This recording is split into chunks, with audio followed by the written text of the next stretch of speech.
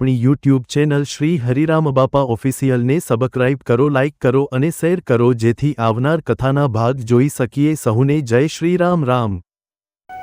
તો કથા છે મને તમને જીવન બક્ષે છે, માર્ગદર્શન આપે છે. તો આપ સુનિએ ભાગવતજીમાં પ્રથમ સ્કંદની કથાનો શુભારંભ. જન્માદ્યસ્ય યતોન્વયાદિતરત ચાર્થેષ્વ વિઘ્નસ્વરાટ તેને બ્રહ્મહૃદાયાદિકવયે મોહ્યન્તિ યત્સૂરય તેજો વારિમૃદામ યથા વિનિમયો यत्र त्रिसर्गो मृषा धाम्ना स्वेन सदा निरस्तकुहकं सत्यं परं धीमहि. सत्यं परं धीमहि. સવારે શું આવ્યું તો મંગલાચરણમાં સચ્ચિદાનંદ રૂપાય મહાત્મ્યની કથા પહેલાય મંગલાચરણ આવ્યું. ભાગવતજીનો શુભારંભ થાય છે, વળી પાછું મંગલાચરણ આવ્યું. આ કથા એ કે છે, ફરી વખત કાગળ અને પેન હોય ને ભક્તો તો લખતા રહેજો.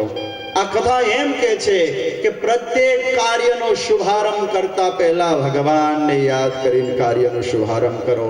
એ રાજકીય કાર્ય હોય, વ્યવહારિક કાર્ય હોય, ધાર્મિક કાર્ય હોય, કોઈ બી કાર્ય હોય, પણ શુભારંભ કરતા પહેલા ભગવાનને યાદ કરો. માતાઓ ઘણા બેઠા છે, રિક્વેસ્ટ છે, સવારે નાઈ ધોઈને ભગવાનની પૂજા કરો. રસોઈ બનાવવા કિચનમાં જાઓ ને તો ભગવાનના નામને ગાતા ગાતા રસોઈ બનાવો. ભગવાનના નામને લેતા લેતા શાક વઘારો, રોટલી બનાવો. તૈયાર થઈ જાય, ભગવાનને ધરાવો. વળી જમવા બેસો ને ત્યારે રાધે કૃષ્ણ સીતારામ સ્વામિનારાયણ સ્વામિનારાયણ કરતા કરતા ખાઓ. તમે આમ જ ભક્તિ થાય. પલાટી વાળીને ઘરમાં 1 કલાક બેહવાનું કહેશો ને તો બેહાય નહીં તમારાથી. અને આ રીતે ઈશ્વરના અનુસંધાનની સાથે જ્યારે ક્રિયા કરતા રહેશો ને ભક્તિ થતી રહે.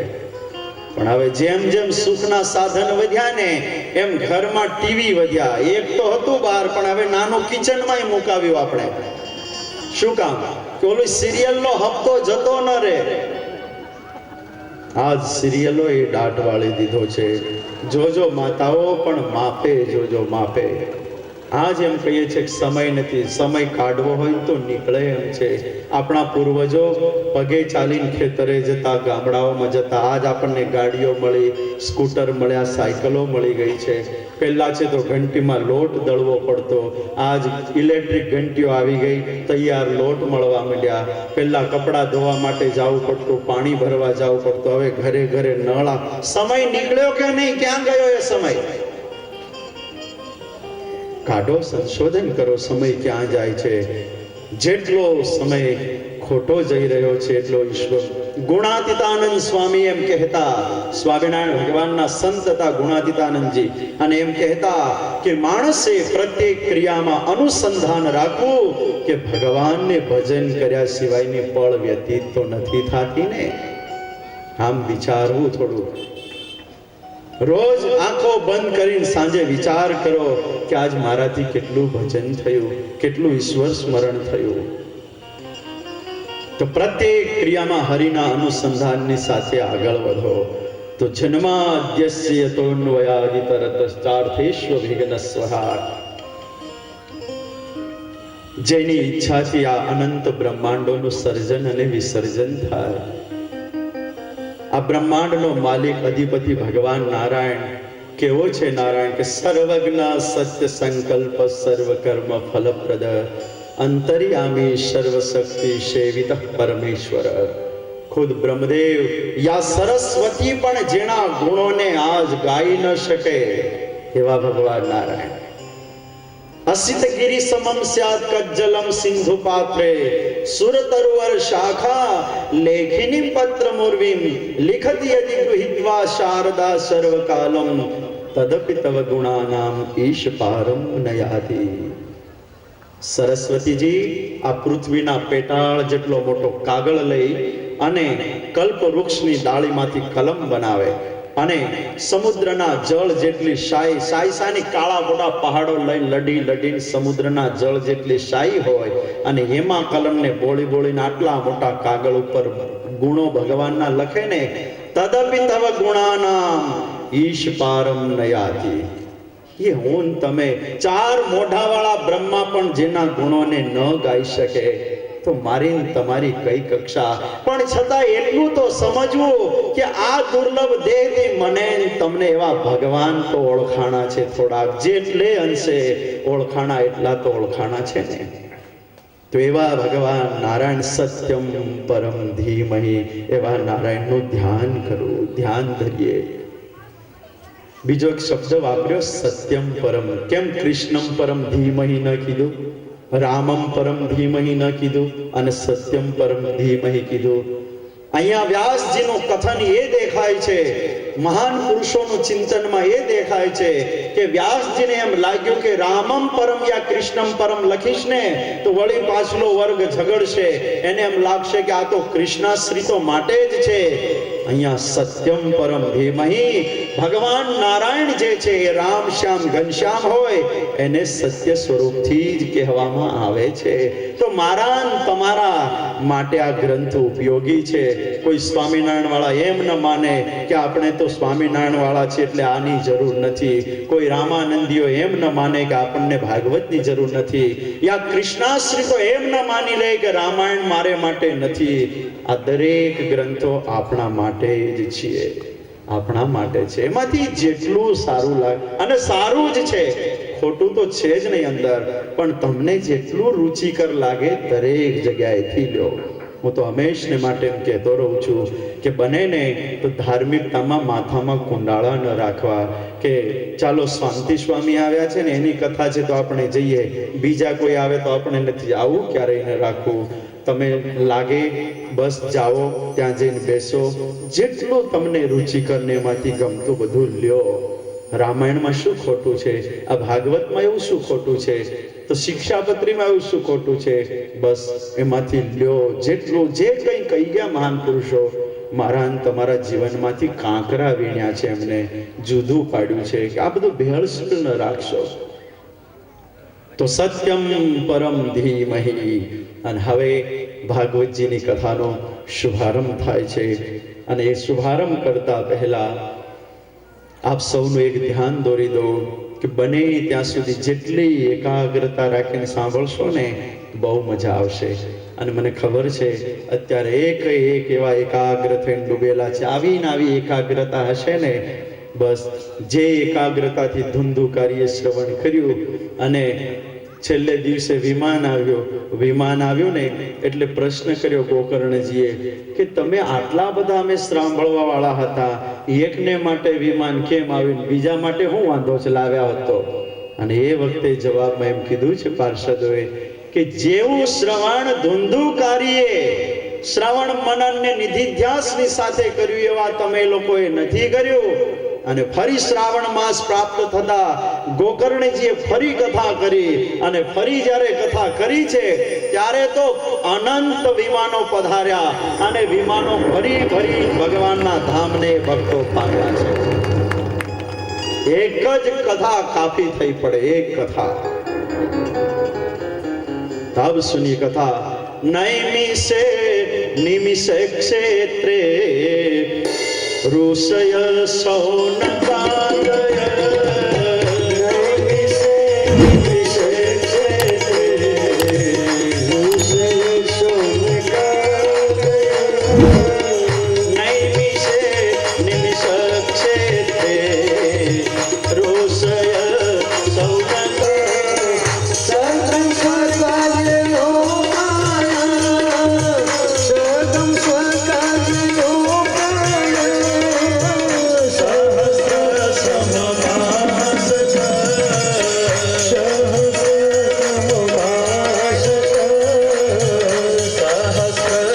સમભાષક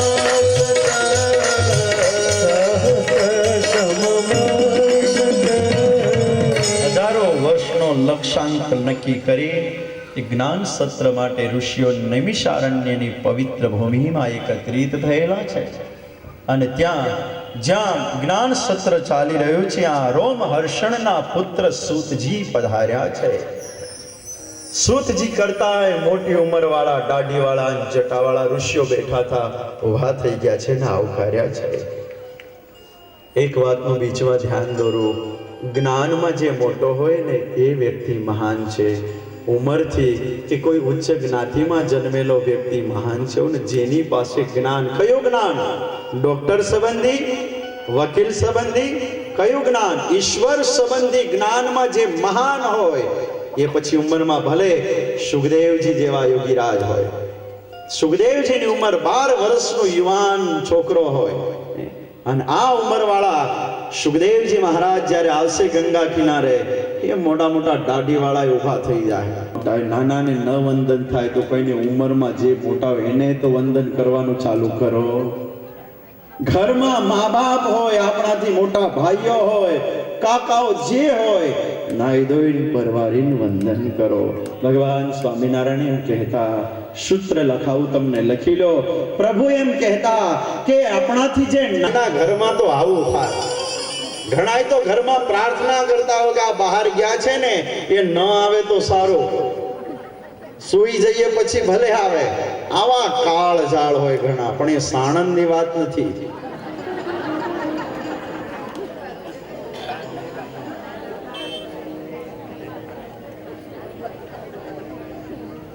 મારો કહેવાનો ભાવ એ છે, ઘરમાં બસ એકબીજાને જોવો, પ્રેમના આંસુ આવે, કોક આપણી રાહ જોવે, એવું ક્યારેક જીવન જીવવું. રાહ જોવે કોઈ, પણ ઘણા તો પ્રાર્થના દીવડા કરતા હોય કે આ ન જાય તો હારું. આ ઘણા આવા દીવા કરે, ઘણા આવા દીવા કરતા હોય કે આ જાય તો સારું. આજ હમારા યોગીરાજ સૂતજી જ્યારે પધાર્યા છે, સૌરે ઊભા થઈને આવકાર્યા છે, સત્કાર્યા છે, પૂજા કરી છે. પૂજા કરી અને હવે પ્રશ્ન પૂછ્યા છે, કલ્યાણ માટેના પ્રશ્નો, મારા અને તમારા ઉદ્ધાર માટેના. જીવાત્માનું આત્યંતિક કલ્યાણ કયા સાધને કરીને શક્ય છે?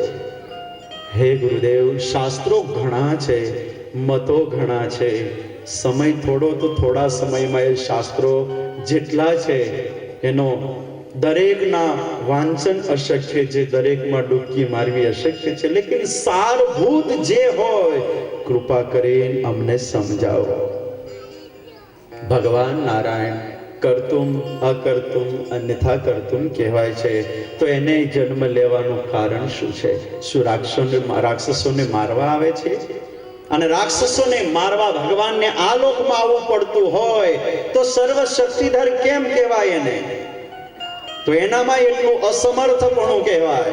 સમર્થ શક્તિશાળી હોય એ તો કોઈ પણ છેડે બેસીને સ્વિચ ઓન ઓફ કરે તો લાઈટ ચાલુ બંધ ન થાય. આખા બ્રહ્માંડોની સ્વિચ જેની પાસે હોય એને શું ઘરે ઘરે સ્વિચ ઓફ કરવા ન જવી પડે? મારા તમારા જીવનના સૂત્રો જેના હાથમાં હોય એ ત્યાંથી સ્વિચ ઓફ કરે તો લાઈટ બંધ ન થઈ જાય? એ રાવણ હોય તોય ભલે, એ કંસ હોય તોય ભલે, કે કાલિદત્ત હોય તોય ભલે, લેકિન અહીંયા આવવાનું કારણ શું? એને વાત નીકળી છે કહી દો. અહીંયા આવવાનું કારણ મને તમને સમીપપણાનું સુખ મળે એટલા માટે પરમાત્મા લોકમાં આવતા હોય છે. બાકી એના ધામમાં બેઠો બેઠો એ સ્વિચ ઓફ ઓન કરે ને તો થઈ શકે એમ છે. જ્યાં મેન બોર્ડ હોય એને ઘરે ઘરે કઈ લાઈટો બંધ કરવા ન જવી પડે. ફ્યુઝ કાઢો એટલે આખા ગામની નહીં, આખા જગતની લાઈટ બંધ કરી શકે એમ હોય. અણુ અણુમાં વ્યાપીને જે રહેલો હોય, આ રૂવાડામાં અનંત બ્રહ્માંડો જેના ઉડતા ફરતા હોય, આ ભગવાન નારાયણ એને કઈ અહીં આવવા માટે બસ એક પ્રયોજન એ છે કે આપણો જે ભાવ છે, આપણો પ્રેમ છે, એને અંગીકાર કરવા પ્રભુ પધારે છે. અને એવા ભગવાન નારાયણ મને તમને ઓળખાણા છે. તો આ લોકમાં આવવાનું કારણ શું? અને આવ્યા તો કયા કયા સ્વરૂપોને ધારણ કરીને આવ્યા, ક્યાં ક્યાં એના જન્મ, કયા કયા ચરિત્રો કર્યા, એ વિસ્તારથી કથા અમને કહો. આ જીવનનો પરમ લક્ષ્ય શું છે ગુરુદેવ? કૃપા કરીને સમજાવો. ભગવાન ધર્મની રક્ષા કરવા માટે પ્રભુ પધાર્યા, ધર્મની સ્થાપના કરી. પણ પ્રભુ સ્વધામ ગયા પછી ધર્મ કોને શરણે ગયો? બધું જ અમારે સાંભળવાની ઈચ્છા છે. આમ પ્રશ્નો કર્યા છે અને એમાંથી જ ભાગવતની ઉત્પત્તિ છે, એમાં જ ભાગવતની કથા રહેલી છે. અને હવે કથા જ્યાં પૂછી, પ્રશ્નો જ્યાં કર્યા, કથા કહેવાની શરૂઆત કરતા પહેલા પોતાના ગુરુદેવ સુખદેવજીને યાદ કર્યા છે. અને સુખદેવજી મહારાજ જેવા યોગી પુરુષ થયા નથી, થશે નહીં. પરમહંસોની પંક્તિના શ્રેષ્ઠ આચાર્ય કોઈ હોય, સુખદેવજી મહારાજ. અને એ સુખદેવજીને યાદ કરી ભગવાન નર નારાયણને યાદ કર્યા છે. અને નર નારાયણ દેવ એટલે બદ્રિકા શ્રમ જ્યાં કહેવાય છે, અને બદ્રિકાશ્રમમાં હજારો વર્ષોથી નર નારાયણ દેવ બિરાજમાન થઈ અને કોના માટે તપશ્ચર્યા કરે? આ ભરત ખંડની પ્રજાના સુખને વાસ્તે નર નારાયણ દેવ તપશ્ચર્યા બદ્રિકાશ્રમમાં કરે છે કે મારા ભારતની પ્રજા ખૂબ સુખી થાય, મારા ભારતના એ પ્રજાજનો ખૂબ સુખિયા રહે. આમ બદ્રીપતિ ભગવાન નરનારાયણ દેવ ઉપાસના કરે. બદ્રિકાશ્રમ એટલે બરફથી આચ્છાદિત એક ક્ષેત્ર છે અને એવા સ્થાનમાં એ બેસી ઉગાડા શરીરે આરાધના. ભગવાનના કેટલા ઉપકાર છે મારી તમારી ઉપર, નહીં તો એને શું સ્વાર્થ છે આપણી પાસે? છતાંય એ તપશ્ચર્યા કરે છે. અને એ જ નર અને નારાયણ, એને દુર્વાસાનો શ્રાપ થયો. અને એ જ નર નારાયણ જ્યારે ઋષિઓ પાસેથી સાંભળ્યું કે ભારતની પ્રજા બહુ દુઃખી છે, વળી પાછા આપણી વચ્ચે આવવા માટે જન્મ ધારણ કરવા નિમિત્ત બનાવ્યું હતું અને દુર્વાસાનો શ્રાપને અંગીકાર કરી અને વળી આ લોકમાં આવ્યા, જેને સ્વામિનારાયણ ભગવાન કહીએ છીએ. સ્વામિનારાયણ ભગવાન તો આપણી વચ્ચે આવે, બસ આપણા સુખ દુઃખના હિસ્સેદાર, નહીં કે આપણા ઢેબરા કે ભીંડાનું શાક ખાવા આવે છે. એના ધામમાં કોઈ કચાશ નથી. અહીંયા આવે છે. મહારાજ એમ કહેતા, હું તો તમ કારણે રે આવ્યો ધામ થકી ધરી દે. હું તો તમ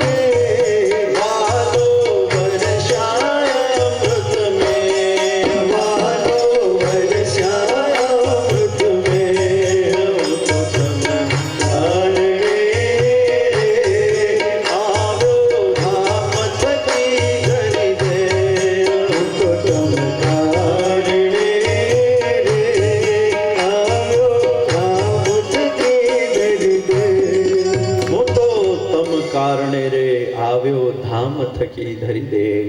ભગવાન આ લોકમાં આપણા માટે પધારે છે. કેટલો ઉપકાર છે નારાયણનો. તો એવા ભગવાન શ્રી નર નારાયણને યાદ કર્યા છે. નારાયણમ નમસ્કૃત્ય નરમ ચૈવ નરોત્તમ દેવીમ સરસ્વતીમ વ્યાસ તતો જયમુદીરયેત. સરસ્વતી વાણીની અધિષ્ઠાત્રી દેવી સરસ્વતીને યાદ કર્યા. અને હવે जीव मात्र का परम लक्ष्य क्या है, परम धर्म क्या है? सूत जी एम कहे छे, हे ऋषियो, प्राणी मात्रनो परम धर्म ए छे કે ભગવાનના ચરણમાં પ્રેમ કરવો. એ જ પ્રાણી માત્રનો પરમ ધર્મ છે. ભગવાનના ચરણમાં પ્રેમ કરવો, આ જ પ્રાણી માત્રનો પરમ ધર્મ છે. જગતને વિશે ખૂબ પ્રેમ કર્યો. જ્યાં સુધી ઈશ્વરમાં પ્રેમ ન થાય ત્યાં સુધી બધાય પ્રેમનો કોઈ અર્થ નથી. તો તો જીવ માત્રનો પરમ ધર્મ છે ભગવાનના ચરણમાં પ્રેમ કરવો. અને પછી પ્રેમ થઈ જાય એટલે ભગવાનની શરણાગતિ સ્વીકારી અને ભગવાનની ભક્તિ કરવી. આ જ જીવાત્માનું પરમ લક્ષ્ય હોવું જોઈએ. પ્રેમ ઉત્પન્ન થાય, ભગવાનની શરણાગતિ સ્વીકારી અને ભગવાનની ભક્તિ કરવી. અને ભગવાનની ભક્તિના પ્રકાર બતાવે છે. સવૈ પુંસામ પરો ધર્મો યતો ભક્તિરધોક્ષજે અહેતુક્ય પ્રતિહતા યયાત્મા સંપ્રસીદતિ. યયાત્મા સંપ્રસીદતિ અર્થાત ભક્તિ કેવી હોવી જોઈએ? તો કે છે કે અહેતુક્ય કારણ સિવાયની ભક્તિ. કારણો ન હોય વચ્ચે કે આ કારણથી હું ભક્તિ કરું, આટલું મારું કામ થઈ જાય તો ભક્તિ કરું. અહેતુક્ય અપ્રતિહતા, એક તો નિષ્કપટ ભક્તિ અને કારણ વગરની ભક્તિ કરવી. તો શું થાય? ભગવાન રાજી થાય. કારણ રાખીને ભક્તિ કરશો તો કારણ પૂર્ણ થશે ને, કારણ તમને ફળીભૂત થશે ત્યારે તો ભક્તિમાં વધારો થશે. પણ કારણમાં જે તમે લક્ષ્ય રાખીને ભક્તિ કરતા હશો એમાં સફળતા નહીં મળે ને, ભગવાન છૂટી જવાનો ભય છે એમાં. એટલે કારણ સિવાય બસ આટલું કામ કરી દો તો આટલું કરું એમ નહીં. બસ હું નાળિયેર 5 વધેરું, હે માતાજી મારું આટલું કામ કરી દેજો, એવું નહીં. બસ ઈચ્છા એની આગળ રજૂ કરો, પણ એવું નહીં કે તો જ હું કરું. આપ કરતા રહો, કરતા રહો. બસ એવું ઈચ્છો કે મારું જેમાં હિત હશે એ પ્રમાણે મારું સારું થશે. બાકી નહીં હોય હિત તો નહીં મારું કાર્ય થાય. અહેતુક્ય, જેમ ઓલી માં હોય ને, એ માં છોકરો પરદેશ ગયો હોય, 2 વર્ષ પછી આવવાનું કહીને ગયો હોય, પણ છતાંય ઓલી માં કેમ સતત દીકરાને યાદ કર્યા કરે કે નહીં? કઈ મળે છે એને? મોઢું ગળ્યું થાય છે? કઈ રૂપિયા છોકરો રોજ આપે છે વાપરવા? કોઈ એમાંથી ફાયદો નથી થતો, પણ છતાંય પરદેશ ગયેલા દીકરાને એની માં જેમ સતત યાદ કર્યા કરે એમ હોન તમે અવિરત એને યાદ કરતા રહ્યા. આનું નામ અહેતુક્ય અપ્રતિહતા નિષ્કપટ ભક્તિ કરો. નિષ્કપટ એટલે કપટ રાખીને નહીં કે લોકો મને જોવે છે, લોકો મારી વાહવાહ કરે છે, હું સવારે વહેલો જાગું છું એટલે મારા વખાણ થાય છે. પછી ખાલી હાથમાં માળા હોય, તિલક ચાંદલો હોય અને કેટલાય ને પછી વગર અસ્ત્રે મૂંડી નાખતા હોય, આનું નામ ભક્તિ ન કહેવાય. દુકાનમાં મૂર્તિ રાખી હોય, દુકાન ઓપન કરો, અગરબત્તી 10 લઈને પ્રગટાવો, એ જુડો ઘડીક દરવાજામાં, ઘડીક કાઉન્ટર ઉપર, આખી દુકાનમાં ધુમાડો કરો, પછી એને મૂકો અને પછી કોઈ ગ્રાહક આવે, આવતા વેદ 5ની વસ્તુ હોય ને 25માં ઠપકારી દો, કપાળમાં તિલક અને ચાંદલો હોય ને અગરબત્તી ઘુમેડે અને 5ની 25માં વળગાડે. આનું નામ ભક્તિ ન કહેવાય, આ કપટ કહેવાય.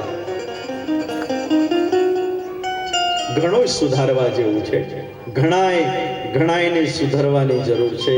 ફેરફાર ઘણાયને જીવનમાં કરવાની જરૂર છે. ઘરમાં મંદિરો રાખ્યા હોય ને, જાણે શોકેશ બનાવીને રાખ્યા હોય, આવી સ્થિતિ હોય. ઘર મોટા હોય તો મંદિર મોટા હોય, પણ પૂજા કરવાનો સમય નથી એટલે એક પગારદાર માણસ રાખે અને એમ કહે કે તું દીવાબત્તી ટાઈમે કર્યા કરજે. આનું નામ ભક્તિ કહેવાય? ઘર મોટું, મંદિર મોટું બનાવ્યું તો પૂજા કરવા વાળો માણસ તો ખાવા વાળો રાખી લે ને કે તારાવતી રોજ ખાયા કરે.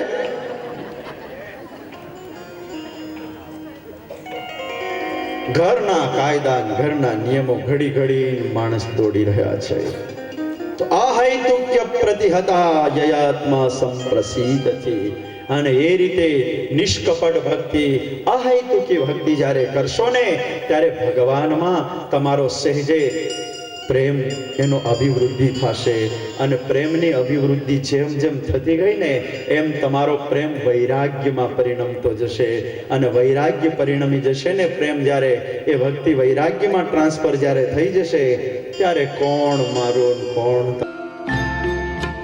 હે રામ રામ વાલા હરિભક્તો, આપ સૌને રામ રામ. કેમ છો? મજામાં છો ને? આપ સૌને જણાવતા આનંદ થાય છે. સદગુરુ ભગવાન શ્રી હરિરામ બાપા હાજર હતા પૃથ્વી પર, ત્યારે તેઓ સૌથી વધુ કથાને મહત્ત્વ આપતા હતા. બાપાને કથાઓ સાંભળવાનું ખૂબ ગમતું. અલગ અલગ વક્તાઓને બોલાવીને કથા ખૂબ સાંભળતા. કથા સાંભળતા અને સત્સંગ ખૂબ કરતા અને કરાવતા. એમની હાજરીમાં શ્રી જલારામ બાપા સત્સંગ મંડળ અને લોહાણા સમાજ સાણંદ દ્વારા ઘણી બધી કથાઓનું આયોજન થયું. એ જ પરંપરાને ચાલુ રાખી શ્રીમદ ભાગવત કથાઓ, રામચરિત માનસ કથાઓ, અગાઉ થઈ ગયેલી અલગ અલગ રાજ્યોમાં જઈને જુદી જુદી કથાઓ જે આપણા યુટ્યુબ ચેનલ પર નથી, એ કથાઓ આપણે યુટ્યુબ ચેનલ પર મૂકવા જઈ રહ્યા છે.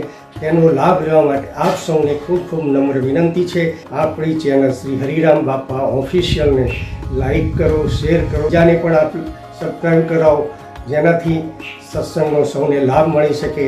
એ જ પ્રાર્થના સાથે આપ સૌને જય શ્રી રામ, જય શ્રી કૃષ્ણ, જય જલારામ, જય સ્વામિનારાયણ, રામ રામ.